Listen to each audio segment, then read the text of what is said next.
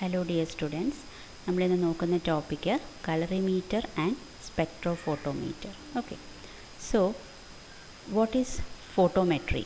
അപ്പം ഫോട്ടോമെട്രി നിങ്ങൾ ആ വേർഡ് സ്പ്ലിറ്റ് ചെയ്യുകയാണെങ്കിൽ photo means light and metry means measurement. So photometry is an analytical technique by which the concentration of a solute in solution is determined by measuring the intensity of the light transmitted by the solution. അതായത് നമ്മളിപ്പോൾ ഒരു plant solution ഉണ്ടെന്ന് വിചാരിച്ചോ, അത് എന്തും ആവാം, പ്ലാന്റിൻ്റെ leaf ആവാം, അല്ലെങ്കിൽ പ്ലാന്റ് ആസ് എ ഹോൾ ആവാം, സ്റ്റെം ആവാം, റൂട്ട് ആവാം. അപ്പോൾ ഇത് നിങ്ങൾ ഒരു സൊല്യൂഷൻ ആക്കിയിട്ട് നമ്മൾ എന്ത് ചെയ്യും, നമ്മൾ ആ സൊല്യൂഷനകത്ത് പല സൊല്യൂട്ട്സ് കാണും അല്ലേ, പല കോമ്പൗണ്ട്സ് കാണും.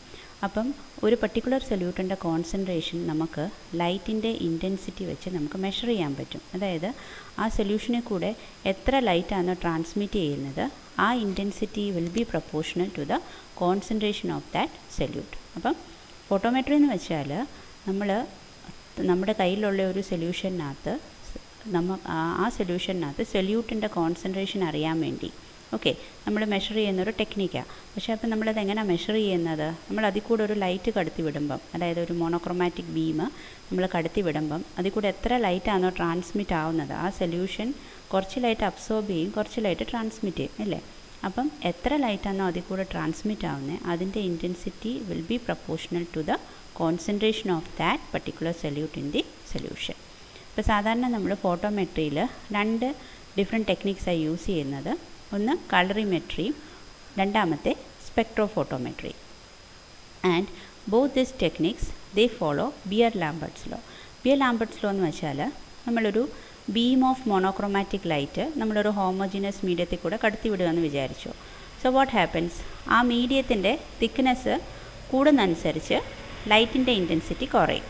Okay, so that means the beam of monochromatic light when it passes through a homogeneous mediaത്തിൽ കൂടെ if a beam of monochromatic light is passing, ആ മീഡിയത്തിൻ്റെ തിക്നെസ് കൂടുന്നതനുസരിച്ച് ലൈറ്റിൻ്റെ ഇൻറ്റൻസിറ്റി കുറയും.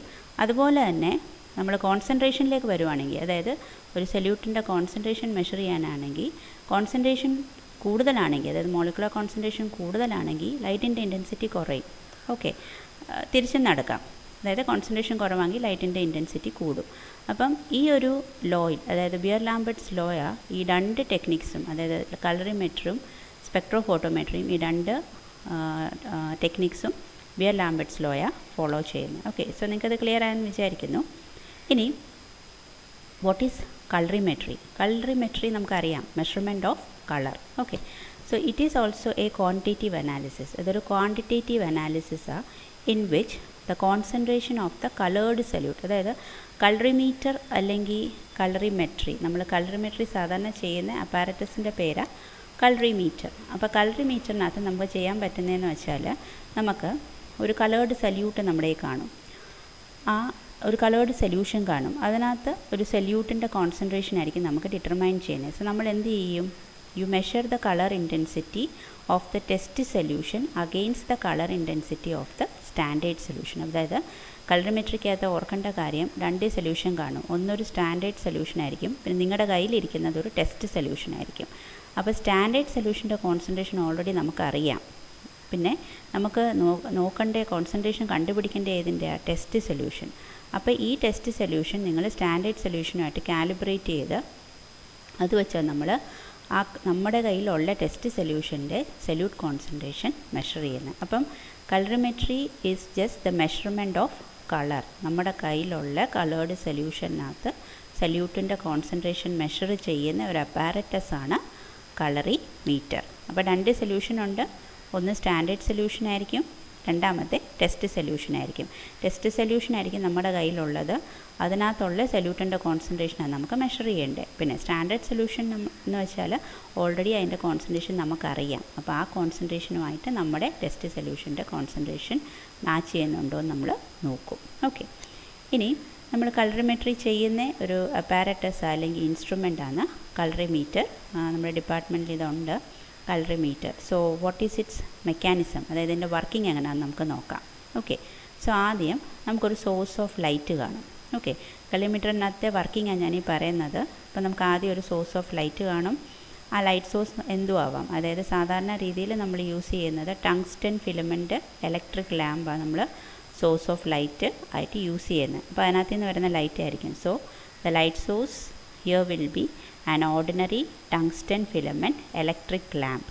ഓക്കെ, അപ്പോൾ അതിനകത്ത് നിന്ന് വരുന്ന light it is filtered by coloured optic filters. ഇപ്പോൾ രണ്ടാമത് നിങ്ങൾ കാണുന്നത് ഒരു ഫിൽറ്ററാണ്, അതൊരു ഒപ്റ്റിക് ഫിൽറ്ററാണ്. ഈ ഒപ്റ്റിക് ഫിൽറ്റർ എന്ന് വെച്ചാൽ ഏറ്റവും ഡിസൈറബിളായിട്ടുള്ള വേവ് ലെന്ത്, അതായത് ഈ സോഴ്സ് ഓഫ് ലൈറ്റിൽ നിന്ന് വരുന്ന ലൈറ്റ് എന്ന് വെച്ചാൽ it is composed of many wave length ഇല്ലേ, കുറേ വേവ് ലെന്ത് ഉള്ള ലൈറ്റാണ് ഈ ഇലക്ട്രിക് ലാമ്പിൽ നിന്ന് വരുന്നത്. അപ്പോൾ അതിനകത്ത് നിന്ന് നമുക്ക് ഡിസൈറബിളായിട്ടുള്ള വേവ് ലെന്ത് സെലക്ട് ചെയ്യാൻ വേണ്ടി നമ്മൾ ഈ ഫിൽറ്റർ ഇതിൻ്റെ ഇടയിൽ വെക്കുന്നത്. അപ്പം ആ ഫിൽറ്ററിനകത്ത് it only selects the most desirable wavelength. Suppose ഇപ്പോൾ ഒരു എക്സാമ്പിൾ പറയാം, 430 നാനോമീറ്റർ, 630 നാനോമീറ്റർ, അങ്ങനെ ഏതെങ്കിലും നമ്മളത് സെലക്ട് ചെയ്ത് കൊടുക്കണം. അപ്പോൾ ആ ജോലി ഫിൽറ്ററിൻ്റെ ആയിരിക്കും, ഒപ്റ്റിക് ഫിൽറ്റേഴ്സിൻ്റെ. അപ്പോൾ ഫിൽറ്റർ ചെയ്യുന്നതെന്ന് വെച്ചാൽ ഈ സോഴ്സ് ഓഫ് ലൈറ്റിൽ നിന്ന് വരുന്ന നമുക്ക് ഡിസൈറബിളായിട്ടുള്ള വേവ് ലെന്ത് സെലക്ട് ചെയ്യുന്ന ഫംഗ്ഷനാണ് ഫിൽറ്ററിൻ്റെ. ഓക്കെ, ഇനി ഈ ഫിൽറ്ററിൽ കൂടെ നമുക്ക് ഡിസൈറബിളായിട്ടുള്ള വേവ് ലെന്ത് വരുന്നു. And that light it passes to the cuvette. അപ്പോൾ നിങ്ങൾക്ക് ക്യുവറ്റ് കാണാൻ പറ്റും. ക്യുവറ്റ് ഒരുപാട് എക്സ്പെൻസീവ് ആയിട്ടുള്ള ക്യുവറ്റാണ്. അപ്പോൾ നമുക്ക് ക്യുവറ്റ് ശരിക്കും പറഞ്ഞാൽ ഹാൻഡിൽ വിത്ത് കെയറാണ്. കാരണം ഒരു ക്യുവറ്റിന് തന്നെ 4000-5000 റുപ്പീസാണ്. അപ്പം ഈ ക്യുവറ്റിനകത്ത് നമ്മുടെ സൊല്യൂഷൻ നമ്മൾ ലോഡ് ചെയ്യുന്നത്, അതായത് നമ്മൾ ഒഴിക്കുന്ന ക്യുവറ്റ് ഗ്ലാസ് ക്യുവറ്റ്സ് ആയിരിക്കും. സാധാരണ ക്യുവറ്റ്സ് ക്വാർട്സ്, സിലിക്ക അതുമായിട്ടൊക്കെയാണ് നിർമ്മിച്ചിരിക്കുന്നത്. അപ്പം ഈ ക്യുവറ്റിനകത്ത് നമ്മൾ നമ്മുടെ സൊല്യൂഷൻ ഒഴിച്ചിട്ട് നമ്മൾ ഇൻസ്ട്രുമെൻറ്റിനകത്ത് വെക്കും. ഓക്കെ, എന്നിട്ട് നമ്മൾ എന്ത് ചെയ്യും, ഈ ഇൻസ്ട്രുമെൻറ്റ് ഓൺ ആകുമ്പോഴത്തേക്കും ഈ സോഴ്സ് ഓഫ് ലൈറ്റ് ഫിൽറ്ററിൽ കൂടെ വന്നിട്ട് നേരെ ക്യുവറ്റിനകത്തേക്ക് പാസ് ചെയ്യും. അപ്പോൾ ക്യുവറ്റിനകത്താണ് നമ്മുടെ സൊല്യൂഷൻ ഇരിക്കുന്നത് അല്ലേ. അപ്പം ക്യുവറ്റിൽ കൂടെ ഇങ്ങനെ ലൈറ്റ് പോകുമ്പം കുറച്ച് ലൈറ്റ് ആ സൊല്യൂഷൻ ഒബ്സർവ് ചെയ്യും, കുറച്ച് ലൈറ്റ് അത് ട്രാൻസ്മിറ്റ് ചെയ്യും അല്ലേ, പുറത്തേക്ക് വിടും. അപ്പം ഈ ലൈറ്റ്, അതായത് സൊല്യൂഷൻ പുറത്ത് വിടുന്ന light is detected by the photo cell. അപ്പം സൊല്യൂഷനകത്ത് നിന്ന് പുറത്ത് വരുന്ന ലൈറ്റ് ഫോട്ടോ സെല്ല് ഡിറ്റക്റ്റ് ചെയ്യും. ഇനി ഫോട്ടോ സെല്ലിൻ്റെ ജോലി എന്താ, ആ വരുന്ന ലൈറ്റ് എനർജി ഇലക്ട്രിക്കൽ എനർജി ആയിട്ട് അല്ലെങ്കിൽ ഇലക്ട്രിക് സിഗ്നലായിട്ട് കൺവേർട്ട് ചെയ്യും. ഈ ഇലക്ട്രിക് സിഗ്നൽ ഒരു കാലിബ്രേറ്റഡ് പൊട്ടൻഷ്യോമീറ്ററിലേക്ക് ചെല്ലും. So that device it measures the potential generated in the photocell or the phototube. ഈ ഫോട്ടോ സെല്ലിനകത്ത് എത്ര പൊട്ടൻഷ്യൽ ആണോ ജനറേറ്റ് ചെയ്യുന്നത് അല്ലെങ്കിൽ എത്ര ഇലക്ട്രിക് സിഗ്നൽ ആണോ ജനറേറ്റ് ചെയ്യുന്നത്, ആ ഇലക്ട്രിക് സിഗ്നലിനെ ഈ പൊട്ടൻഷ്യോമീറ്റർ അബ്സോർബൻസ് ആയിട്ട് കാൽക്കുലേറ്റ് ചെയ്ത് അല്ലെങ്കിൽ ട്രാൻസ്മിറ്റൻസ് ആയിട്ട് കാൽക്കുലേറ്റ് ചെയ്ത് നമുക്ക് ഇവിടെ ഒരു ഈ കാലിബ്രേറ്റഡ് പൊട്ടൻഷ്യോമീറ്ററിലൊരു ഒപ്റ്റിക്കൽ ഡെൻസിറ്റി റീഡിംഗ് കിട്ടും. ആ റീഡിംഗ് വെച്ചായിരിക്കും നമുക്ക് മനസ്സിലാക്കാൻ പറ്റുന്നത് നമ്മുടെ സൊല്യൂഷനകത്ത് സൊല്യൂട്ടിൻ്റെ കോൺസെൻട്രേഷൻ എത്ര ആണെന്ന്. Okay, so colorimeter is just nothing, it is the measurement of the concentration of the coloured solute in the solution which is given. നമ്മുടെ ക്യുവറ്റിനകത്ത് നമ്മുടെ ജോലി എന്ന് വെച്ചാൽ ക്യുവറ്റിനകത്ത് സൊല്യൂഷൻ എടുക്കുക, എന്നിട്ട് ഈ ഫിൽറ്ററിനകത്ത് നമുക്ക് ആവശ്യമുള്ള വേവ് ലെന്ത് സെലക്ട് ചെയ്ത് കൊടുക്കുക. ഇത് രണ്ടും കഴിഞ്ഞാൽ നമ്മുടെ ജോലി കഴിഞ്ഞു. പിന്നെ ചെയ്യേണ്ടതെന്ന് വെച്ചാൽ പിന്നെ ഇൻസ്ട്രുമെൻ്റ് ആയിരിക്കും അത് ചെയ്യുന്നത്. ഇൻസ്ട്രുമെൻ്റ് നമുക്കിവിടെ ഒരു റീഡിംഗ് തരും, ഈ പൊട്ടൻഷ്യോമീറ്ററിനകത്ത് ഒരു റീഡിംഗ് വരും. ആ റീഡിംഗ് നമ്മൾ പിന്നെ കാൽക്കുലേറ്റ് ചെയ്ത് നമുക്ക് നമ്മുടെ സൊല്യൂഷനകത്ത് എത്ര നമ്മുടെ സൊല്യൂട്ടിൻ്റെ കോൺസെൻട്രേഷൻ ഉണ്ട് അത് നമുക്ക് കാൽക്കുലേറ്റ് ചെയ്യാൻ പറ്റും. Okay, so that is colorimeter. രണ്ടാമത്തെ നിങ്ങൾക്ക് പഠിക്കാനുള്ളത് സ്പെക്ട്രോഫോട്ടോമെട്രി അല്ലെങ്കിൽ സ്പെക്ട്രോഫോട്ടോമീറ്റർ. സെയിം ആണ്. That also determines the concentration of substance in a solution, follows the Beer-Lambert's law.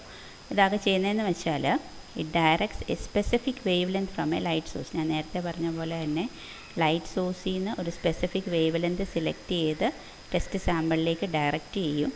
And measures the intensity of light transmitted by the sample എത്ര ലൈറ്റാണോ transmit ചെയ്യുന്നത് അതിൻ്റെ intensity measure ചെയ്യുന്ന ജോലിയാണ് സ്പെക്ട്രോഫോട്ടോമീറ്ററിൻ്റെ. ഓക്കെ, സോ സ്പെക്ട്രോഫോട്ടോമീറ്ററിൻ്റെ working നമുക്ക് നോക്കാം. ഇതിനകത്തും ആദ്യം നമുക്കുള്ളതൊരു ലൈറ്റ് സോഴ്സാണ്. ഓക്കെ, ലൈറ്റ് സോഴ്സ് നമ്മൾ സാധാരണ രീതിയിൽ 2-3 ലൈറ്റ് സോഴ്സ് നമ്മൾ യൂസ് ചെയ്യും. നമുക്കൊരു ഇത് ശരിക്കും പറഞ്ഞാൽ UV വിസിബിൾ സ്പെക്ട്രോഫോട്ടോമീറ്ററാണ്. അപ്പം നമുക്ക് നമ്മുടെ ലൈറ്റ് സോഴ്സ് എന്ന് വെച്ചാൽ UV വിസിബിൾ ആകുമ്പം നമ്മൾ UV റീജിയനിൽ, അതായത് നമുക്കിപ്പോൾ UV റീജിയനിലെ കോൺസെൻട്രേഷനെ മെഷർ ചെയ്യണമെങ്കിൽ UV റീജിയനകത്ത് നമ്മൾ ഹൈ പ്രഷർ ഹൈഡ്രജൻ അല്ലെങ്കിൽ ഡ്യൂട്ടീരിയം ലാമ്പാണ് യൂസ് ചെയ്യുന്നത്. Okay, hydrogen or deuterium lamp is used. അത് സാധാരണ ആ ലാമ്പ് റേഡിയേഷൻ പ്രൊഡ്യൂസ് ചെയ്യുന്നത് 200 to 340 നാനോമീറ്റർ റേഞ്ചിൽ റേഡിയേഷൻ പ്രൊഡ്യൂസ് ചെയ്യും. യു വി റീജിയനിലെ ഞാൻ ഈ പറയുന്നത്. ഇനി വിസിബിൾ റീജിയൻ, ഇത് ശരിക്കും യു വി വിസിബിൾ സ്പെക്ട്രോഫോട്ടോമീറ്റർ രണ്ട് യൂസ് ചെയ്യാം. യു വി റീജിയനിലെയും കണ്ടുപിടിക്കാം, വിസിബിൾ റീജിയനിലെയും കണ്ടുപിടിക്കാം. അപ്പോൾ യു വി റീജിയനിലെയാണ് നമുക്ക് നോക്കുന്നതെങ്കിൽ you can use the hydrogen lamp. ഇനി വിസിബിൾ റീജിയനിലെ സ്പെക്ട്രമായി യൂസ് ചെയ്യണമെങ്കിൽ നമ്മൾ ടങ്സ്റ്റൺ ഹാലജൻ ലാമ്പാണ് യൂസ് ചെയ്യുന്നത്. Okay, that produces radiations from 340 to 800 nanometre range. പിന്നെ നമുക്ക് വേറെ പല സോഴ്സസ് യൂസ് ചെയ്യാം. അതായത് സിർക്കോണിയം ഓക്സൈഡ്, സിലിക്കോൺ കാർബൈഡ് പോലത്തെ ഇൻഫ്രാറെഡ് റേഡിയേഷൻസ് പ്രൊഡ്യൂസ് ചെയ്യുന്ന റോഡ്സ് നമുക്ക് യൂസ് ചെയ്യാം. സാധാരണ ലൈറ്റ് സോഴ്സായിട്ട് യൂസ് ചെയ്യുന്ന hydrogen or tungsten halogen lamp ആയിരിക്കും, depending on the wavelength. 340 nanometre വരെ ആണെങ്കിൽ യു വി റീജിയനാണ്.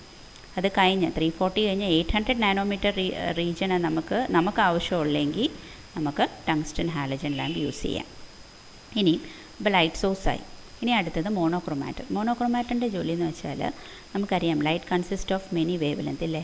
അപ്പോൾ മോണോക്രോമാറ്റർ ചെയ്യുന്നതെന്ന് വെച്ചാൽ it selects the light a monochromatic light. അതായത് ഒറ്റ വേവ് സിംഗിൾ വേവ് ലെങ്തുള്ള ലൈറ്റ് സെലക്ട് ചെയ്യാനുള്ള ജോലിയാണ് മോണോക്രോമാറ്റർ. ഈ മോണോക്രോമാറ്ററിൻ്റെ ചുറ്റും നിങ്ങൾ നോക്കുകയാണെങ്കിൽ സ്ലിറ്റ്സ് ഉണ്ട്. It is surrounded by slits from 4 sides. 4 സ്ഥലത്തുനിന്ന് ഈ monochromator is surrounded by slits from all the 4 sides.